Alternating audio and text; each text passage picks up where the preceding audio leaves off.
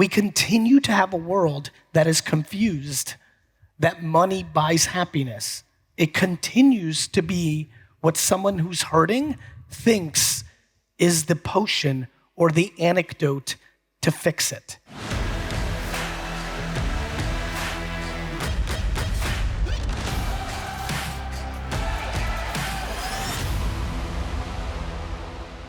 Hello, hello. Hello. Thank you. Thank you. Thank you. Thank you. Thank you. Thank you. Thank you. Sit. Let's get time. I love you back. First, let me apologize. Yes, thank you.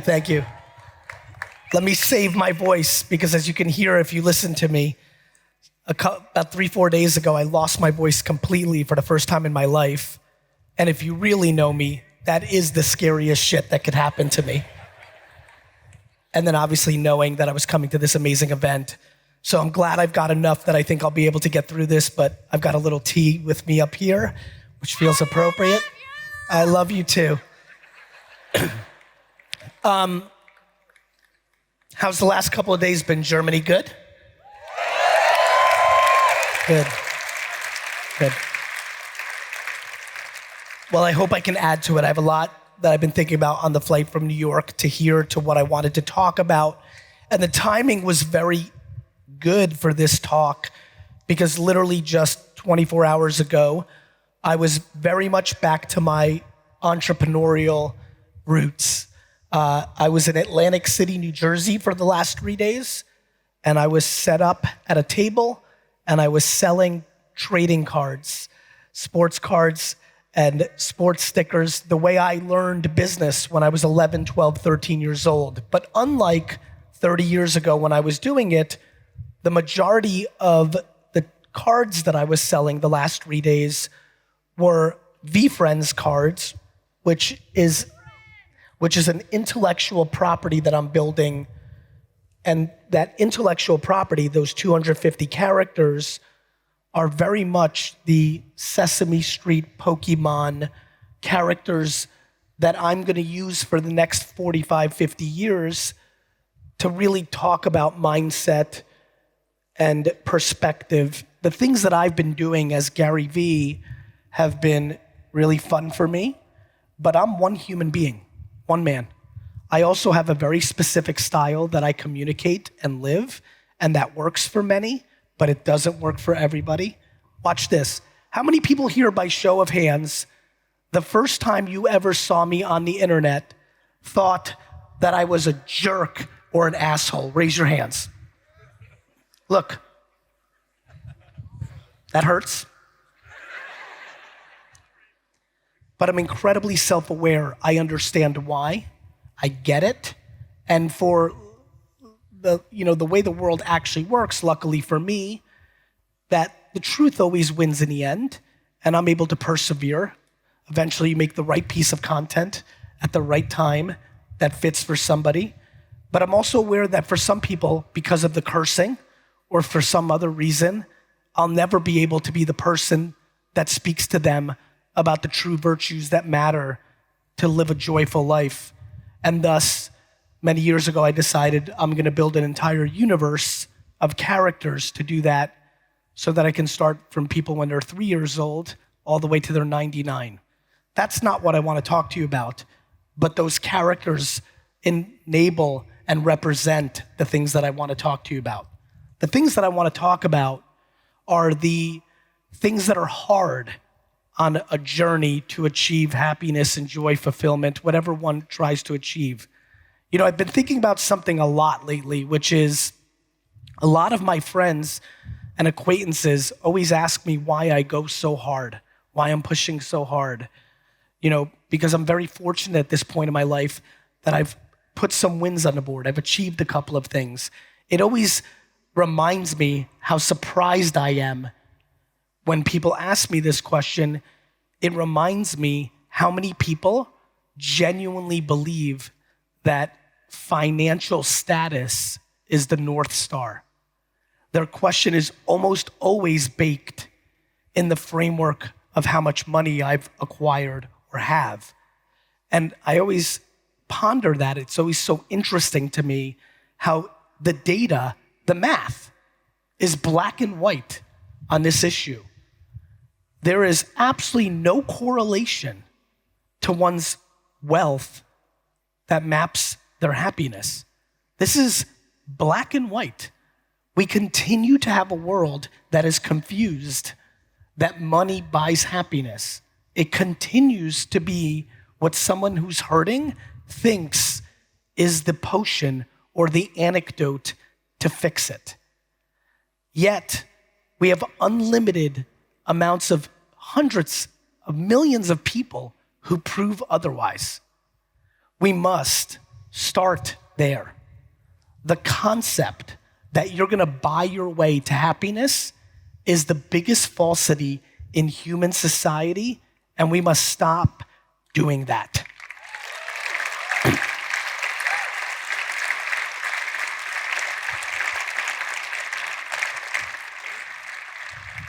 Thank you. Was getting a little annoying. This is a message that's extremely challenging for me to be the person who delivers it. Almost always when I say that, 20% of the comments are easy for you to say. That's because most people consume my content today. What my high school friends and college friends and friends in my 20s know is I was arguably happier at 29 making $45,000 a year than I am today. The process of doing something you actually like is my great addiction.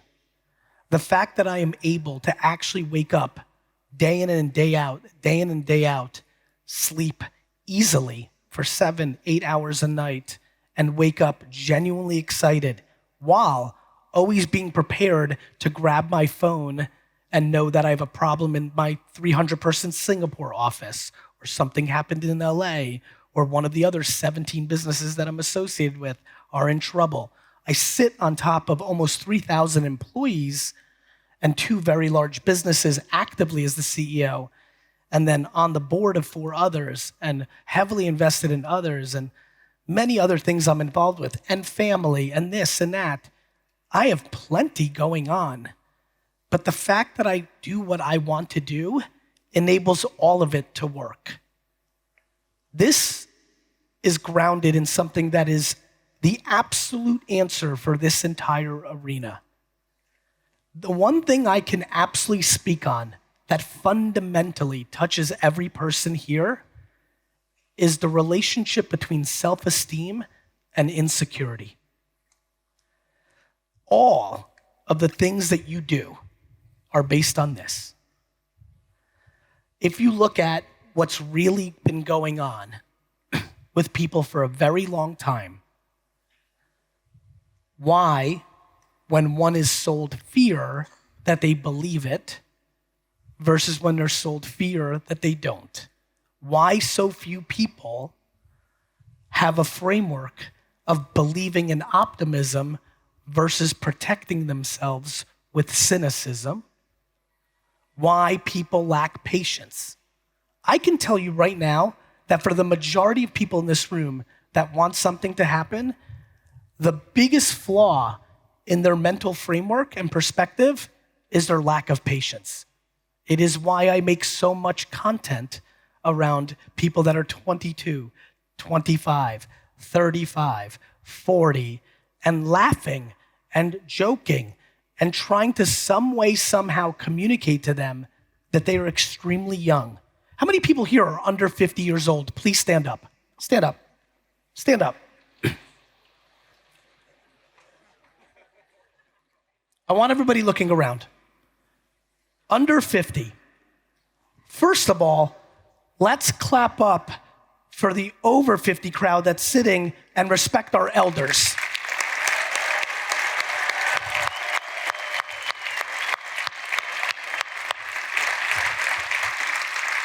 Now, love that.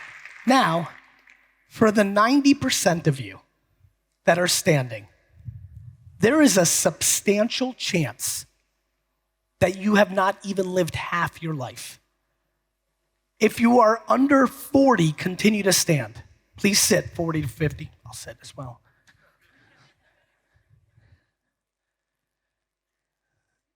For this crew, given where modern medicine is, there's a dark horse chance that you haven't lived a third of your life.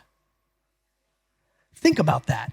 There are people sitting here stressed that they fucked it up. They missed their time. They misplayed it. They shouldn't have. And they've got the majority of their life left. That blows my mind. It really does. Every day of my life, that blows my mind. Sit down if you're over 30. 30 and under, continue to stand.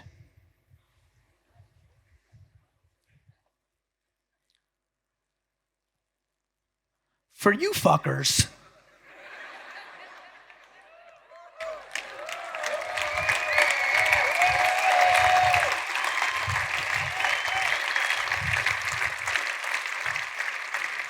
you know, I had this saying I used to do where I would say I would rip my arm off to switch with you because there's so much time, so much opportunity. But now with TikTok and you can clip things, people have really taken that out of context, so I try not to say it as much. But my friends, if you're standing right now, for you even to begin to deploy anxiety against your own self, judge your own self that you have not done, you did not accomplish, you were unable, is completely unacceptable.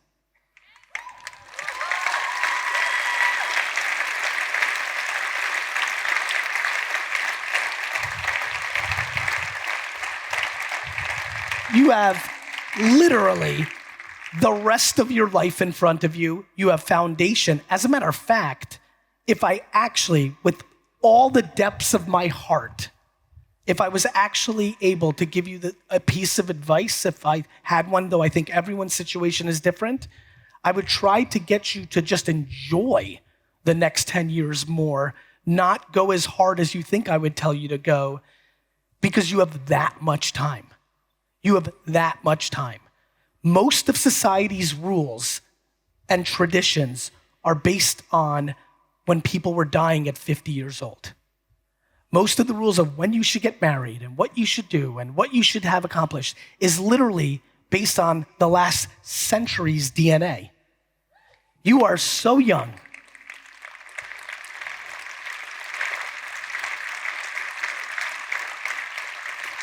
You have every opportunity. Technology is exploding at a speed where your life can change in a minute on a decision.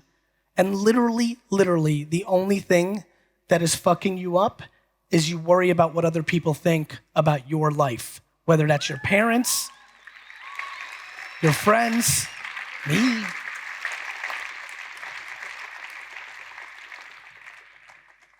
Please stop doing that. Wear crazy rose suits. I like it. It's very nice. Do random shit. Try new things. You have your whole life in front of you. I couldn't be happier for you if you're standing right now. You have 100 years to live. That's actually how it's going to work out for you, and you need to start acting like it. Sit down. It's real. Let's talk about why you actually listen to somebody else's point of view on your life. Let's talk about why somebody else's point of view on your life is something you're willing to accept. I am fascinated by people's ability to take strangers' comments on a social media post and allow it to make them upset.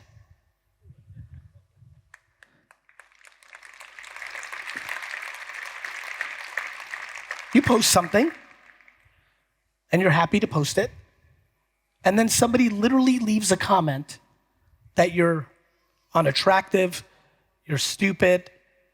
Like literally high school and junior high teasing, and your entire day, sometimes week, sometimes month, is completely ruined by a human being who is on the other side on their phone, who is hurting so much with their own life that the need for them to make it palpable is for them to take time to go to other people's lives and try to tear them down to make themselves feel better.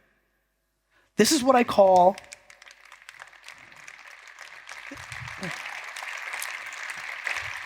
let's stop clapping so I can finish this one.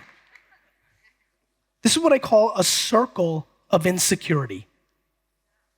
A circle of insecurity. The concept that that is happening is not Facebook's fault, is not Instagram's fault, is not TikTok's fault. It's not. We have become infatuated with blaming the platforms for our own shortcomings until humans decide to lean into accountability and stop blaming platforms and politicians. People will continue to be unhappy.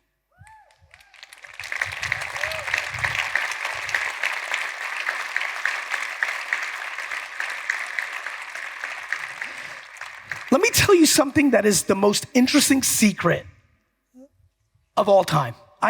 This is my newest thought that I've not finished. I'm still in the laboratory of my own brain and heart, but I'm gonna try it here in Germany. I've been sleeping on something for about 6 months, and I'm really excited about it because it's super true. I'm just trying to get fully there, so it's just in my soul, because I think you have a sense. I only know how to communicate in improv form. There is no slides. There is no deck. There's only this. And so I often don't talk about things until it's fully ingrained, but I think I'm there. And it's something I want to tell you that is very much in line with what I've just been talking about, which is this concept of who we are, how we roll, why are we affected by what and how, where do we go, and how it's always been the same thing, as if people were unhappy before social media. As if, right? I think everyone here at this conference needs to leave knowing one very important thing. This one very important thing. And that is, you are not tricking anyone. You are not tricking anyone. People continue to live life posturing, sharing photos that they're so happy and crushing it, having dinner and saying, everything's great. My favorite one, buying shit that they can't afford to make it seem like they can afford it, and living basically their entire life as if the bullshit that they're trying to project is actually working. Think about how many times you've gone home after being with 3 or 4 friends and have had a conversation with one other friend about a different friend who was posturing, but you both knew it wasn't true. Think about how the world's currency is actually working. The real obvious thing to me is if we all knew that the only people you ever trick are the only people you don't want to be hanging out with in the first place, I think a lot of things in our world would change. It is time. My friends, why? Why are we trying to impress people so much? Why? For what? We must really work on not allowing outside validation to dictate our lives. Love yourself is real. The problem is people don't love themselves.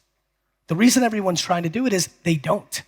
Because they've decided, because it was put into their brain, that their worth is based on things that are very surface level. Their appearance, their bank account, and lots of other dumb shit. We have such an opportunity as the world is changing. See, everyone's paying attention right now, and they're focusing on the media landscape changing and the negatives that come along with it. The politics, the nationalism. They focus on that. What they don't realize is in parallel, the platforms also create the opposite. This is the first time since the printing press where we can collectively change the perspective of how the world works. It's true.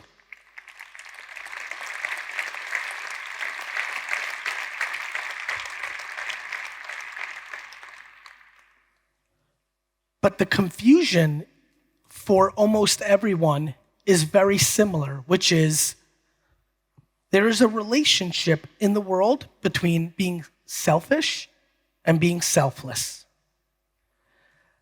Now, this is where it gets very interesting for me. Too many people feel as if it's one or the other.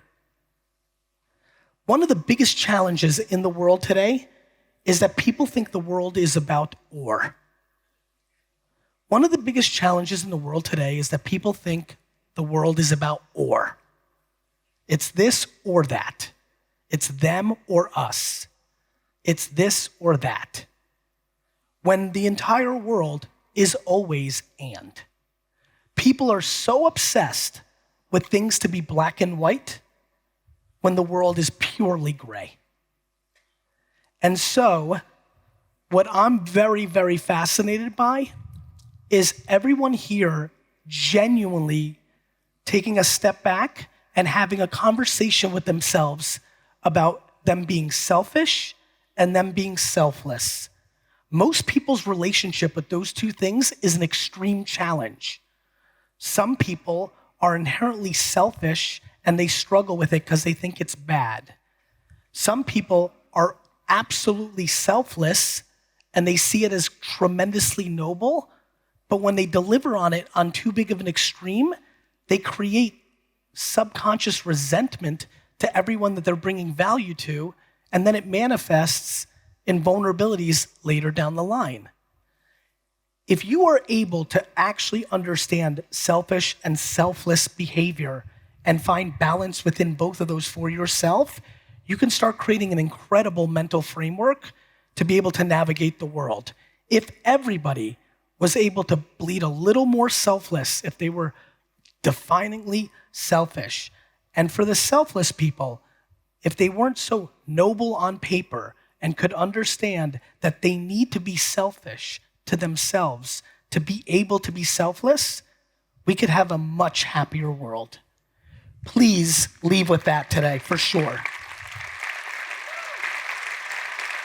It's a big one.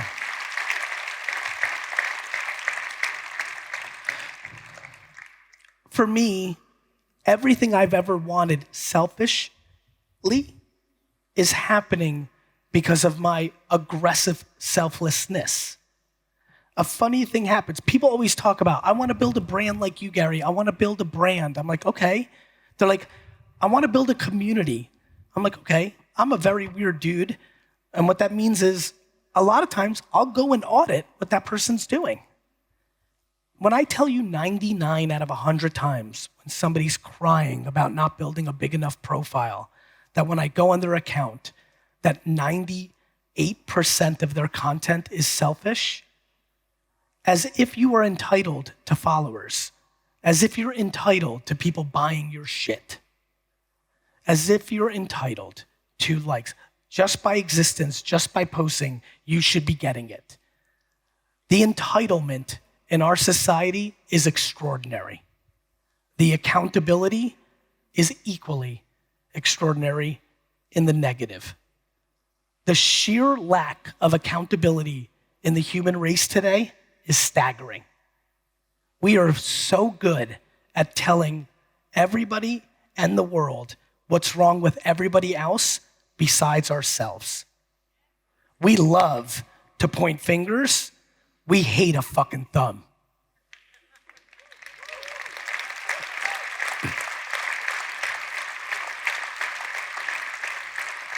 There is nothing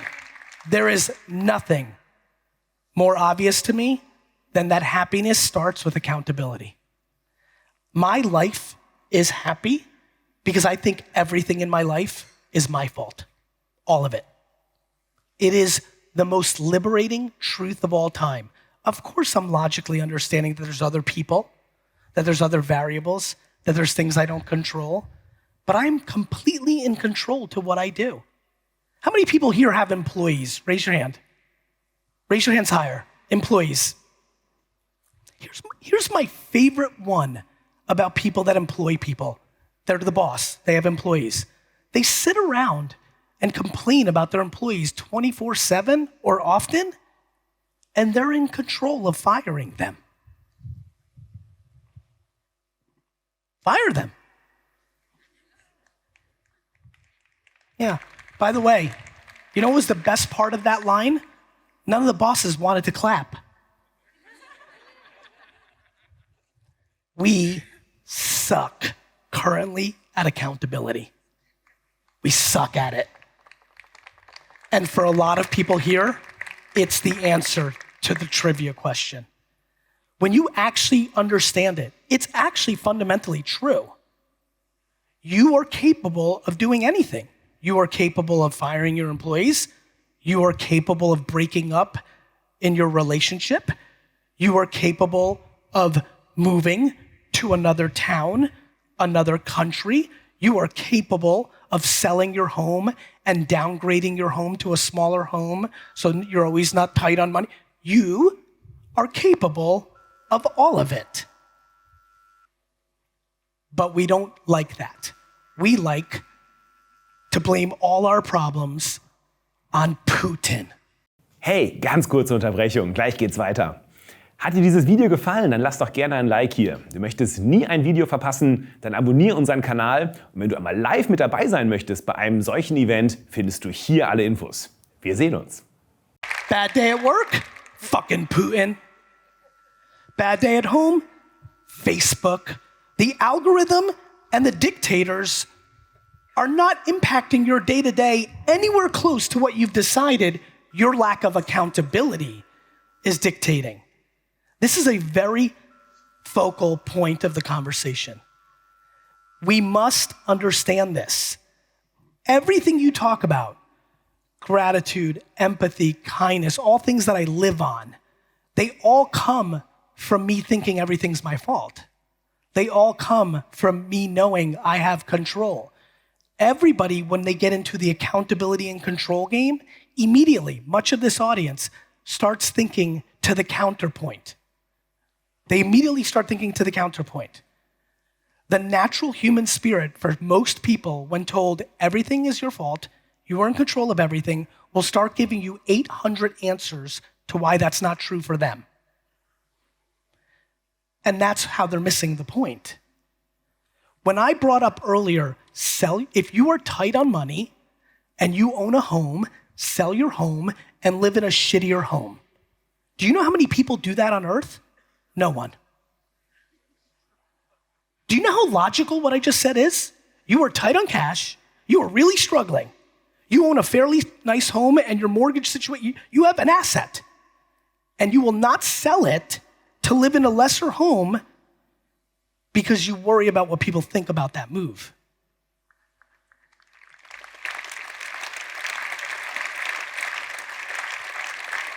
My favorite chess move to this debate is like, but Gary, I can't do that to my kids. My counterpoint is, that's the best shit you can do for your kids.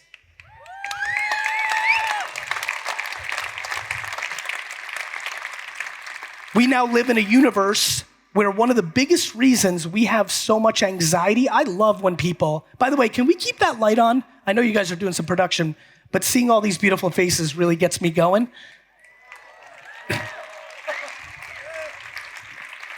Really. One of the biggest elephants in the room in our entire world, this is an American, a German, a South African, this is a global, one of the great things of having fans everywhere in the world and reading all the DMs, it's all the same shit. It's all the same shit. Of course, there's massive cultural differences, and it's interesting because you have to really do the work, but it all, when you file it down, when you bake it, when you melt it, it's all the same shit. It's cultural up here, but you just keep blending it, it's all the same here.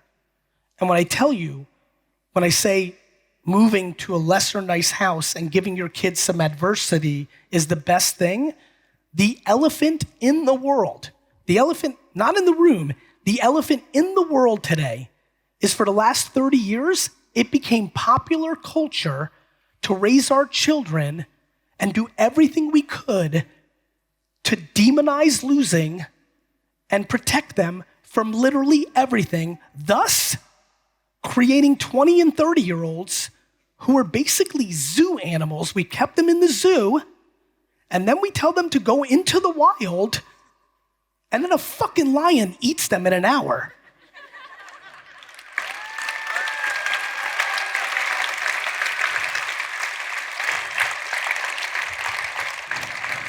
And my favorite part of the whole thing that I'm watching is you have people in their 50s, the boomers, and older Gen X, my crew, by the way, which nobody talks about as if Gen X doesn't exist. It's just millennial and boomers are like, yo, what the fuck, we're here. You have boomers. The people that I love young millennials and Gen Z. I think they just understand they have way more options, and I think people shit on them. I do think that we did wrong by them. I do think that they shouldn't blame their parents because that lacks accountability. There's a lot to this, but let me say this. The funniest shit of the whole thing is we are watching boomers run around the world shitting on these kids when they're the ones who fucking parented them.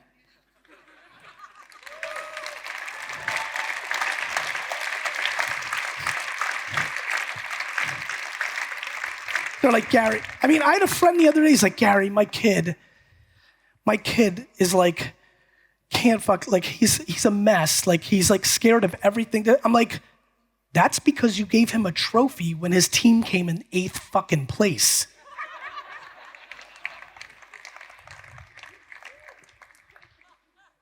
Now, it's super fun to laugh at the kids. Let me promise, including myself, every person in this arena has a version of that in them as well.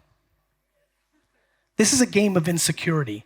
Of course you're insecure at 28 years old when your parents' behavior their whole life showed you that they didn't believe that you could. They didn't believe that you could. You start believing that you can't either. If they're protecting you in every step of the way, they're telling you, I don't think you can do it. Thus, you believe it. We have that as 30-year-olds and 40-year-olds and 50-year-olds and 60-year-olds and 70-year-olds.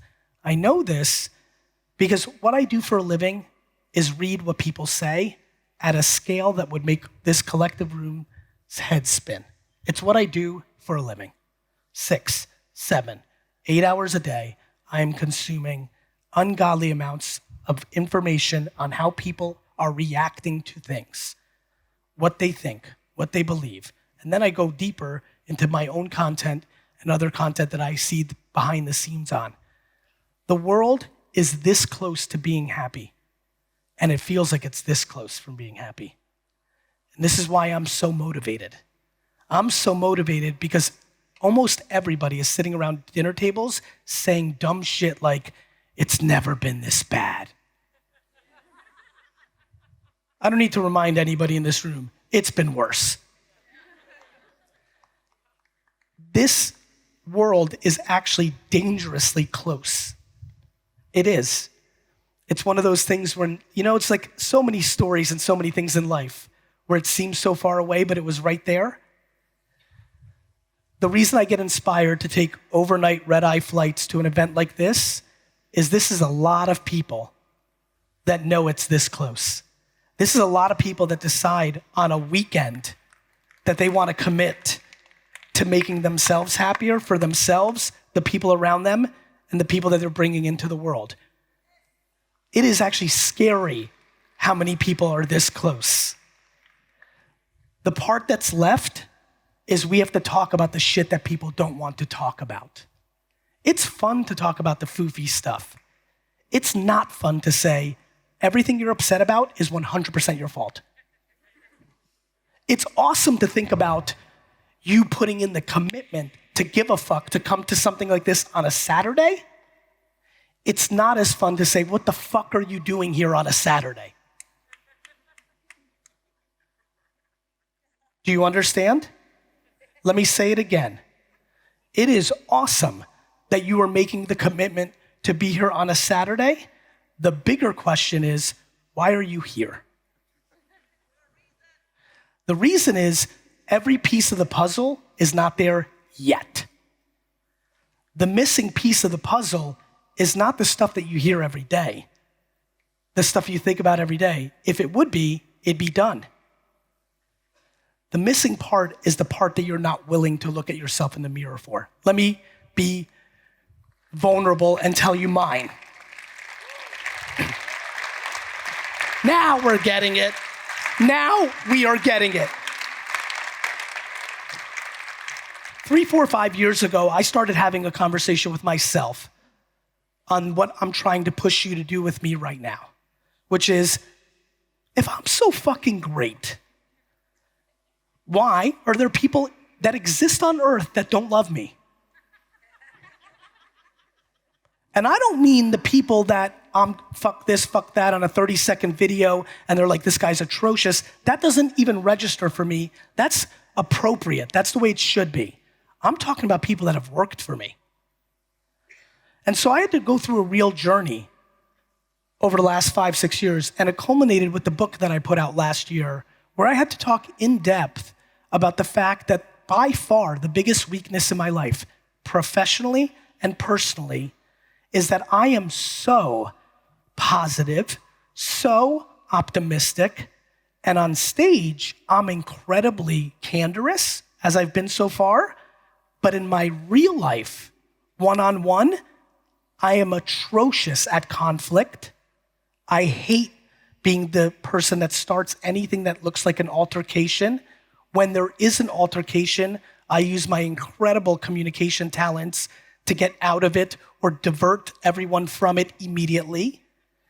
And because of that, I was incredibly not candorous with anybody in my life. Everybody in my life, which was fine because I'm incredibly good at picking people to be around me, and thus it worked most of the time. But you don't get to pick all of your family, and you don't always have it right. And thus, the biggest weakness in my career and life has been my inability to be candorous. I have always looked at somebody that shoots it straight as using it as an excuse to be mean. I grew up in an environment where one side of my family was incredibly candorous, but the candor was always negativity and combative. So I didn't understand that candor is quite healthy as a package, but they were filling it with poison, and thus I demonized the package along with the poison. When I tell you my life is dramatically better, that I am remarkably better as a CEO today, that VaynerX has doubled in revenue in 2.5 years solely on the back of me being dramatically more candorous. And when I tell you, if I was a 1 out of 10 4 years ago, which I was, and 10 is like where we all want to be, as I stand in front of you here today, I'm a 5. And from 1 to 5, my life is 800 times better. That's not fun for me. That was hard for me. What you have to understand is the thing that I'm trying to accomplish in this talk today, you don't see it. I did not see it. I'm fucking all I do is think about this shit. All I do is think about this shit. For the last 40 years of my life, literally since I've been a child, all I think about is this shit.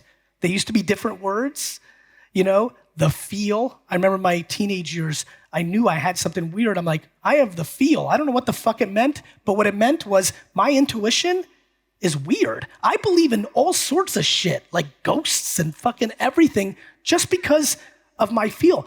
You guys, half of you can't listen to my podcast because I'm always interrupting everybody because I already know what they're gonna say. And with all of that, because I'm a human being, I was completely blind to why people would be upset with me, but it was very logical. I would literally see employees on a Thursday and be like, hey, Ron, good to see you. Keep up the great work. Have the best weekend. And on Tuesday, Ron would come in and be like, Ron, you're fired. And Ron would be like, what the fuck? Because I would tell him on Thursday, have a good weekend, da-da-da. What I didn't tell him was for the last 2.5 years, I was super frustrated with Ron because he sucks.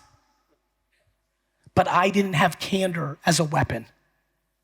Everybody here has that too. And I didn't see it, and I'm very in tune. My question is, why are you here on a Saturday? Every one of you needs to completely take the thing. I didn't see it, and yet I knew it. I didn't see it, and yet I knew it. You understand?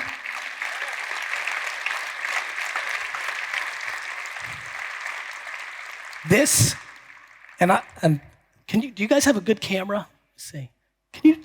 It's gonna go away, but I just got goosebumps because I'm about to tell you something. My number one goal in life, let alone being a CEO, is to eliminate fear.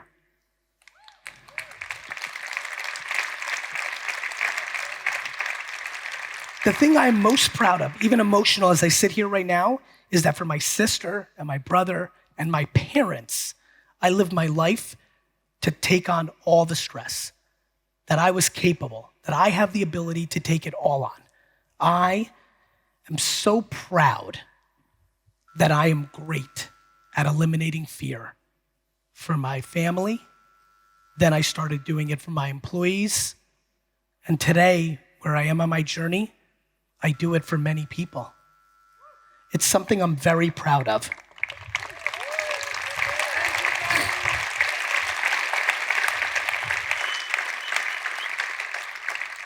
We're getting to the meat of this talk. I'm very proud of that. However, remember earlier when I told you you can't trick people? You're tricking no one? The lowest point of my professional career, by a country mile, nothing is even close, is when it was very clear to me, off of a series of meetings, that my inability to give candor, though on the facade, led to an incredible culture. There was my senior leaders, not my junior people, but my most senior leaders were scared because they didn't know exactly where they sat with me. My lack of candor was tricking nobody that was spending those meetings with me. That was the low point. For me, I need you to understand, we've got this time together. This is it. I'm with you right now. I need you to understand, you know why you're here on a Saturday. You don't want to tell anybody. You don't even want to tell the person you're sitting next to who's the closest to you in the world, but they already know. The quicker you get naked and tell the world what you suck at is the quicker you don't need to come here on a Saturday.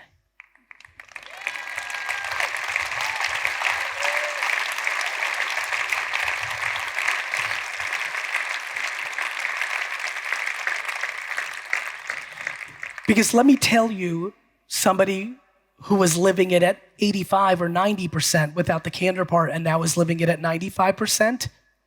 Do you know why I'm nice? Do you know why I'm nice? It's because I'm happy. I don't need anything from you. I want nothing from you. I need nothing from you financially. I definitely don't need anything from you emotionally. Do you know why people are not nice? Because they do. They're grasping at straws. They've caught a tiger by the tail and have a relationship with a nice person, or they have a nice boss. They're scared every single day for that person to leave because that person is the energy of balance, because they themselves are super hurt inside. They're hurt because they haven't put the poison into the world. They've demonized therapy, so they don't do that. If they've done that, they definitely don't tell normal people. They peacock and hide behind money, behind status, behind things. My friends, the world is this close. The reason it feels so far away is occasionally people come around and realize how much fear works, how much demonizing others works. It makes people feel safe for a second. It is the least sustainable thing in the world. It is the least sustainable thing in the world. You know how I know this? I was an atrocious student, but there was one class I was always good at: history.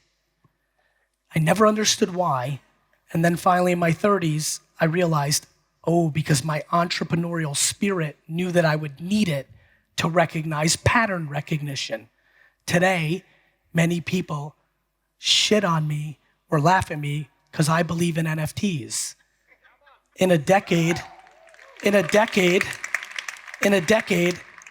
gonna laugh at them. You know how I know this? History. In 1996, I told anybody that would listen to me that the internet was a very good thing. In 1999, when the stock market crashed, everybody said the internet was a fad. In 2007, I was in Germany 3 times for 3 different talks, talking about social media, how Twitter was phenomenal. And I was on a panel with debating somebody, and they said to the crowd, how many people think Twitter is stupid? And everybody raised their hand. Everybody. And the person interviewing me said, Gary, why is Twitter so important? And I said, because people are gonna tweet that they're walking their dog.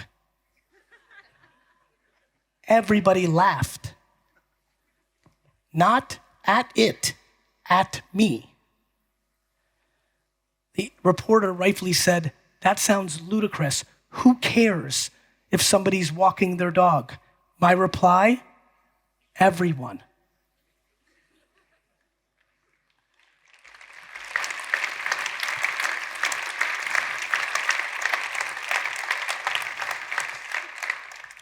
I suck at almost everything.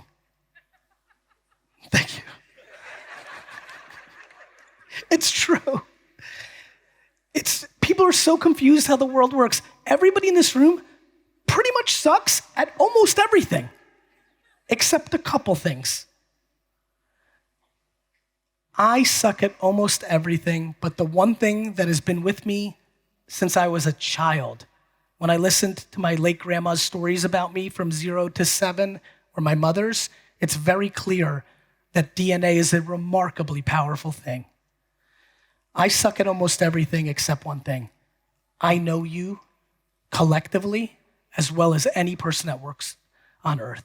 I understand people. I do. It comes to me. It's natural to me. And I'm so grateful for it because I have such deep wants for it to be good. I'm in such a good place, and I want you to be in a good place. And it's a lot easier than people realize. It seems so daunting, but it's kind of like working out. You know, figuring it out mentally is like figuring it out physically. Here is how you get physically more fit. You eat healthier, and you go to the gym. I know, you're trying to stop her from eating the popcorn? Keep eating it, it's delicious. That was the best. I'm like, you eat healthier. She went in for the popcorn, and her friend's like, stop. You literally eat better ratios of protein versus carbs and sugar, and you go to the gym and you get your heart helped up and you use your muscles and you build up your leg. It is actually remarkably simple, yet so fucking hard to execute. Same with this shit. You want to win this game? Tell everybody what you suck at. Tell them.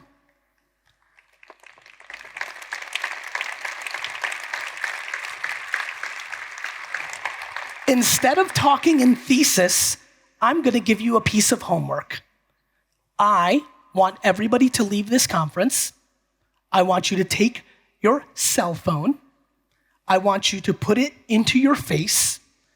And I want you to speak for 15 minutes, or 3, or 9, or 17, and say shit you've never said before that you have no interest in people knowing.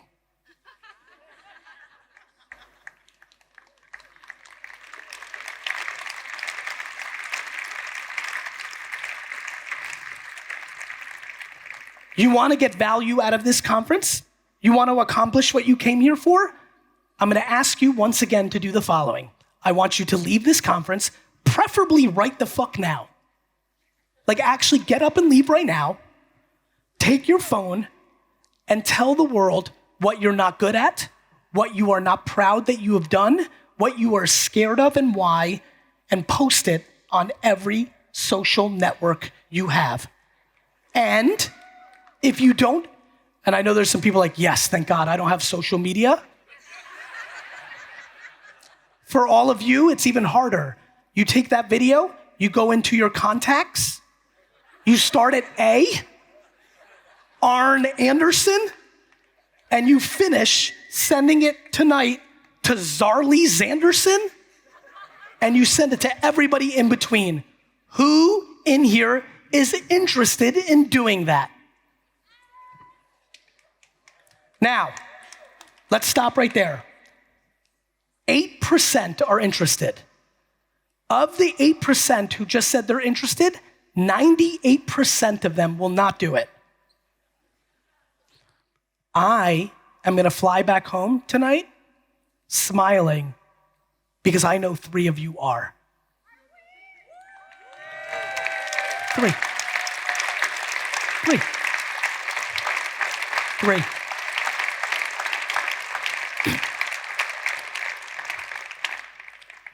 What I just said is fucking impossible. I know. It's hard. It's really hard. But it's the answer. Everything that's not my man, are you going to do it? I'll see you there. Make your video. You do it on stage. Let's go.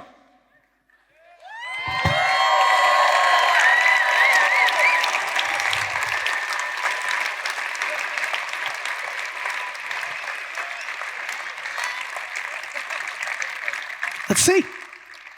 Let's see if we believe him.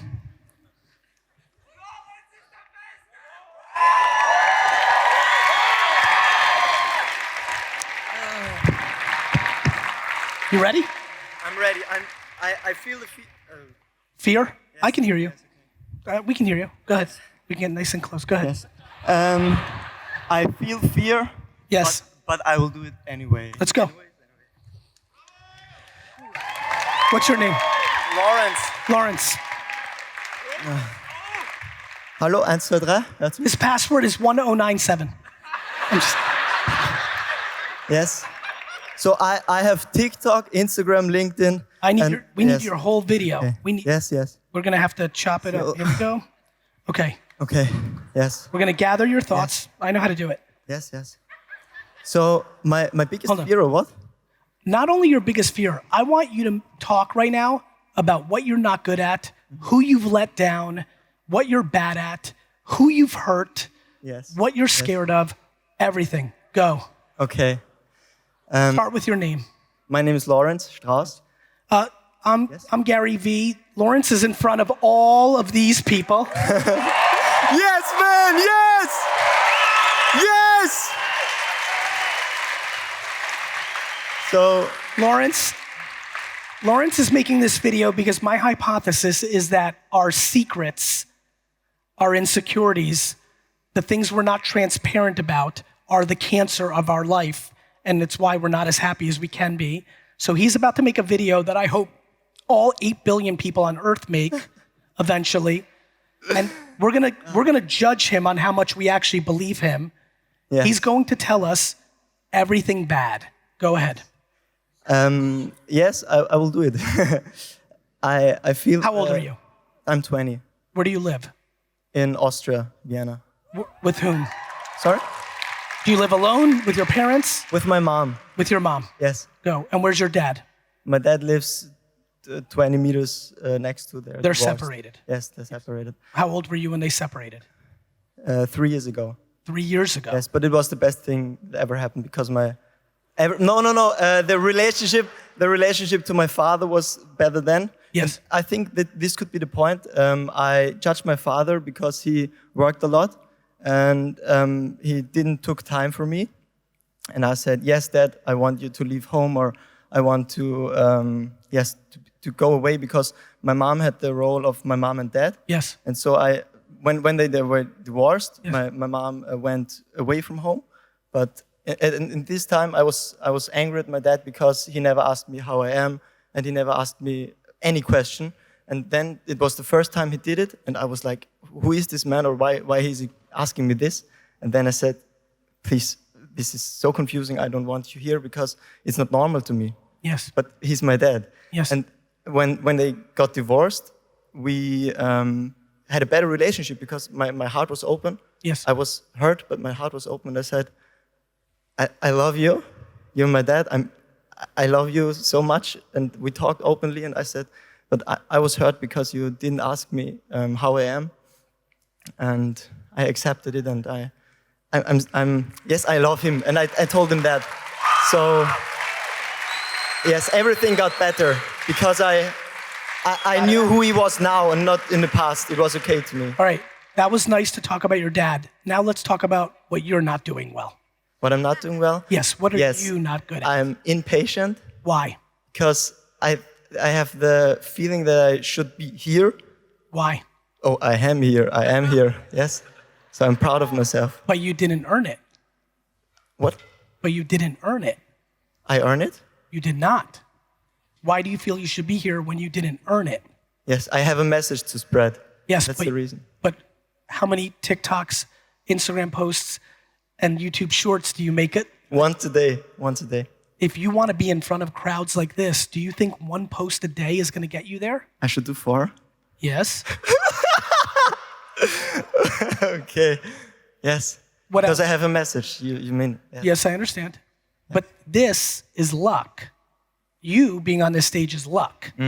Me being on this stage Yes. is earned. Yes. It's You right. understand? I understand. So what are you telling your friends that it's not true?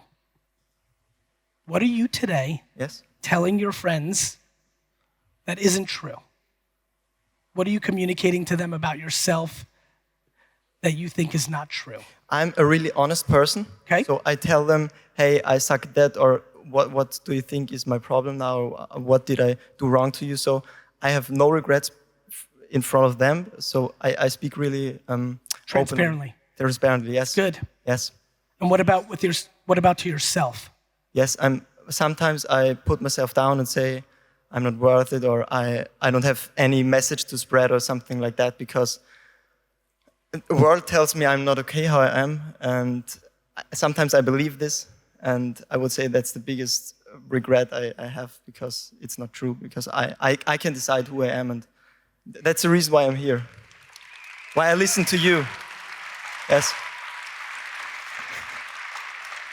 What about, there's a lot of people watching this on your social now. Yes. Who do you want to say sorry to? Who have you hurt Yes. and why? I have one person in school. It was he didn't shower, and I didn't bully him, but You made fun of him. a little bit. I a little understand. bit. I Yes. understand. Yes. Yeah. Yes. I stand to that. It's okay for me. What's his name? His name is Timon. His name is Timon. But I had an open conversation with him. As I said, I'm a very honest person, and I cleared it up. It's very nice. But it's good to see, good to say again, so he knows that I love him. And it was just because of my insecurity that I hurt him, because I didn't want to be the one who gets bullied in school. So I jumped on the train and did it against him. Say that one more time because everyone's clapping. Because you didn't want to be the one that was going to get picked on. Yes. You saw someone who was potentially weaker because of his showering situation, and you jumped on that train to deflect, so it wasn't you. Yes, and it happened to me also. And I was the little kid, and I was always the best friend of the girls, and they said shit about me. And I think it's a security reason why I said, okay, I don't want to be this anymore, and I bullied him. But since then, since I knew I hurt him, I was in the other school every time. If someone got hurt, You would jump in. I was always there. It's good. Yes. Thank you, brother. Thank you, man.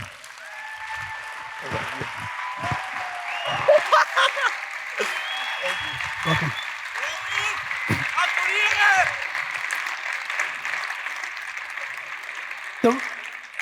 The reason I cut that short before going deeper into him and kind of let him off the hook is two things. One, it's very interesting to see how much honesty is a liberator, and it was very obvious to me on that. But number two, he said something that I want to finish with.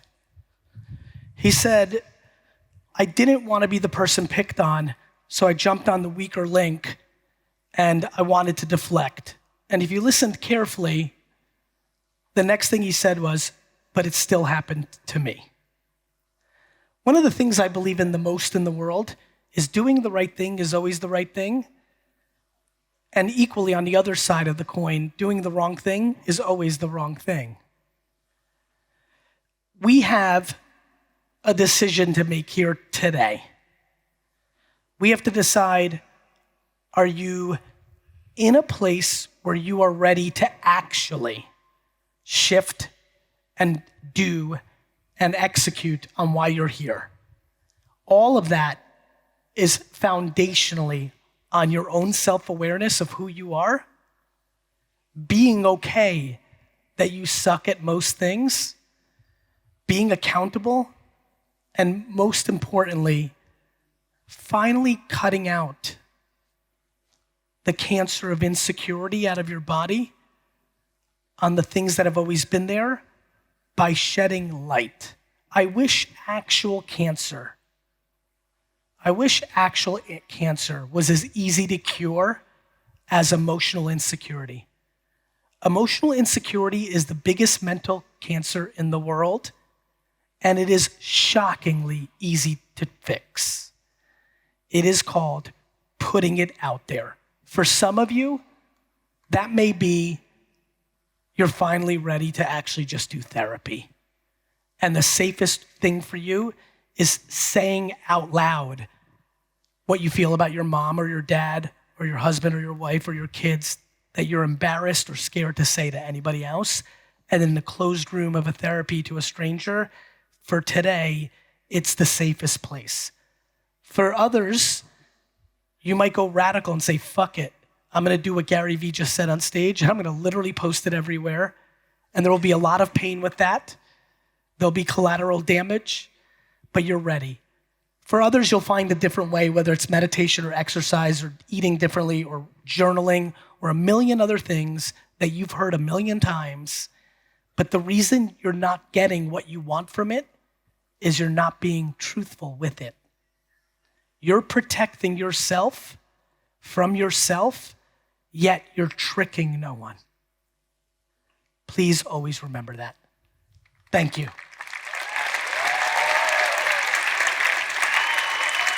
Thank you. Ich hoffe, das Video hat dir gefallen und war eine Inspiration für dich. Hast du dir schon häufig gedacht, Mensch, bei so einem Event von Greater wäre ich gerne einmal live mit dabei? Wir veranstalten regelmäßig Events mit über 10.000 Gleichgesinnten. Wir haben dort internationale Persönlichkeiten wie Barack Obama, Byron Katie, Tony Robbins, aber auch nationale Redner wie Tobias Beck, Laura Seiler, Stefanie Stahl, Stefan Friedrich und so weiter, um nur ein paar zu nennen. Unsere Events beinhalten nicht nur Speeches, sondern wir feiern auch. Wir haben inspirierende Musiker, Künstler auf unseren Events. Wir veranstalten auch Seminare und Workshops. Du hast wirklich mehrere Stunden pure Inspiration. Möchtest du einmal live von hautnah mit dabei sein, dann findest du hier alle Infos, um einmal live in Köln mit dabei zu sein.